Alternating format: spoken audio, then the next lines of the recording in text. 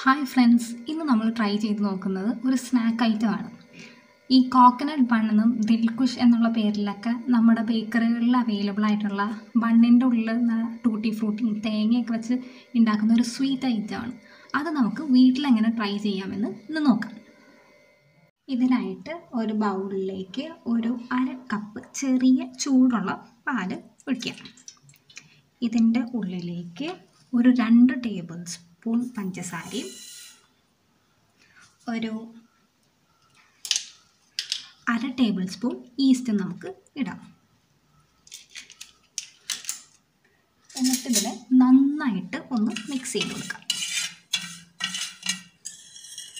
ഒരു 4 മിനിറ്റ് കഴിയുമ്പോൾ ഈ ഈസ്റ്റ് ആക്ടിവേറ്റഡ് ആയി തുടങ്ങും.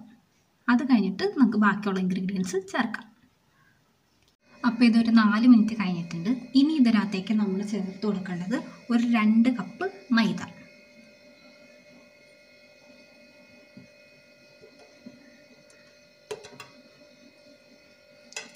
ഇതിൻ്റെ കൂടെ ഒരു 1/4 ടീസ്പൂൺ ഉപ്പും ഒരു 2 ടേബിൾ സ്പൂൺ ഓയിലും കൂടെ ഒഴിച്ചു കൊടുക്കണം.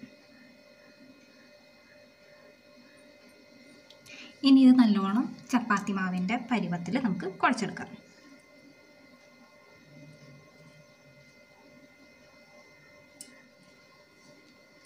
കുഴയ്ക്കാനായിട്ട് ആവശ്യത്തിന് കുറച്ച് പാല് ഒഴിച്ച് വേണം നമ്മൾ കുഴച്ച് കൊടുക്കാനായിട്ട്.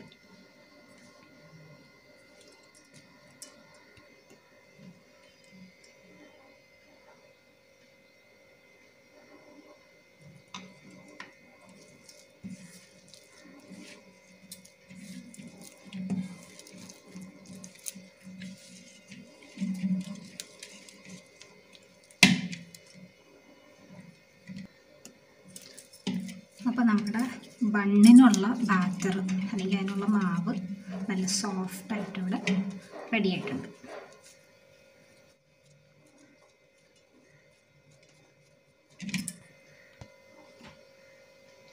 ഇനി നമുക്ക് ഇതിൻ്റെ ചുറ്റും ഒരു ടേബിൾ സ്പൂൺ വേണമെന്നില്ല, ഒരു ടേബിൾ സ്പൂൺ ഓയിൽ ഇങ്ങനെ ഒന്ന് ഡ്രോപ്പ് ചെയ്ത് കൊടുത്തിട്ട് ഒരു 2 മണിക്കൂർ ഈ മാവിനെ റെസ്റ്റ് ചെയ്യാനായിട്ട് വയ്ക്കണം. അപ്പോൾ ഈ മാവിനൊന്ന് കവർ ചെയ്തിട്ട് ഒരു 2 മണിക്കൂർ ഇതിനെ റെസ്റ്റ് ചെയ്യാൻ വയ്ക്കാം.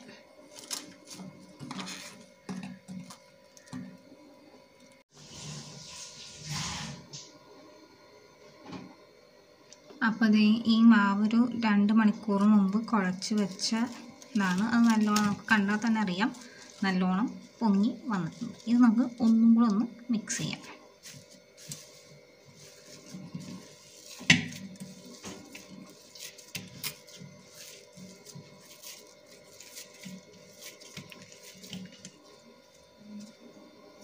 ഇനി ഈ മാവിനെ നമുക്ക് 2 ഈക്വൽ പാർട്ടാക്കാം. എന്നിട്ട് രണ്ടും നല്ലോണം അധികം തിന്നല്ലാണ്ട് കുറച്ച് തിക്കായിട്ട് പരത്തിയെടുക്കാം.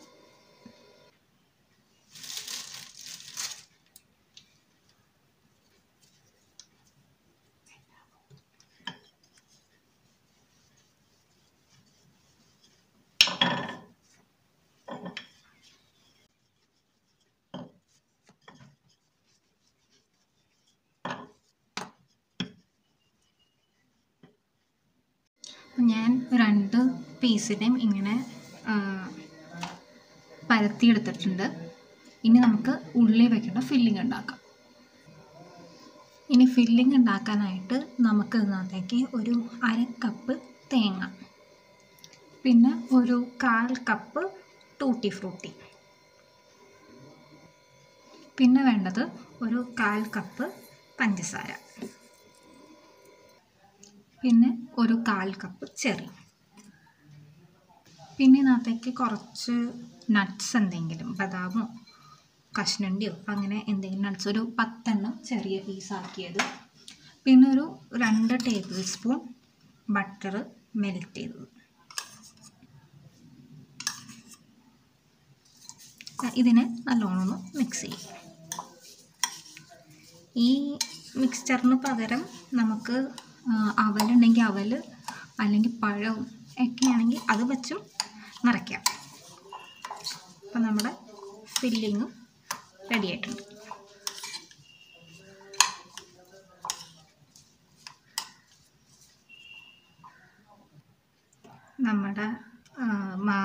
പരത്തിയതിലേക്ക് നമുക്ക് ഈ ഫില്ല് വെച്ച് കൊടുക്കാം.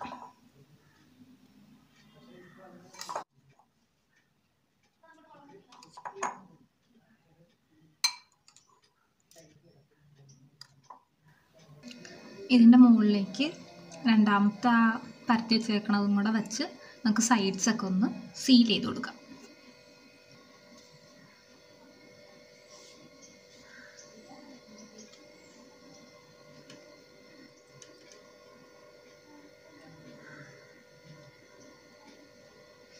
ഇതിനിയൊരു അരമണിക്കൂർ വീണ്ടും റെസ്റ്റ് ചെയ്യാനായിട്ട് വയ്ക്കാം.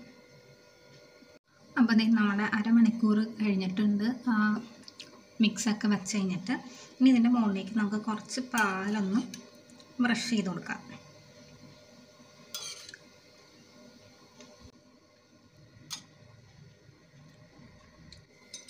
ഇനി ഇതിനെ നമ്മൾ ഒരു 180 ഡിഗ്രി സെൽഷ്യസിൽ ഒരു 10 മിനിറ്റ് പ്രീ ഹീറ്റ് ചെയ്ത ഓവനിലേക്ക് കയറ്റുകയാണ്. എന്നിട്ടൊരു 25 തൊട്ട് അരമണിക്കൂർ വരെ ബേക്ക് ചെയ്തെടുക്കണം.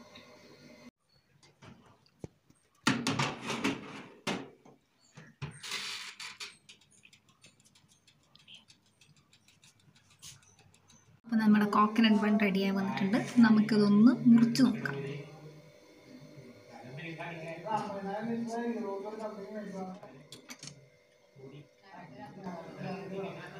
യെസ്, നമ്മുടെ കോക്കനട്ട് ബൺ റെഡിയായിട്ട് വന്നിട്ടുണ്ട്. നമ്മൾ കടയിൽ നിന്ന് മേടിക്കുന്ന മാതിരിയൊക്കെ തന്നെ ഉള്ള ലെയറായിട്ട് കോക്കനട്ട് ബൺ റെഡി ആയിട്ടുണ്ട്.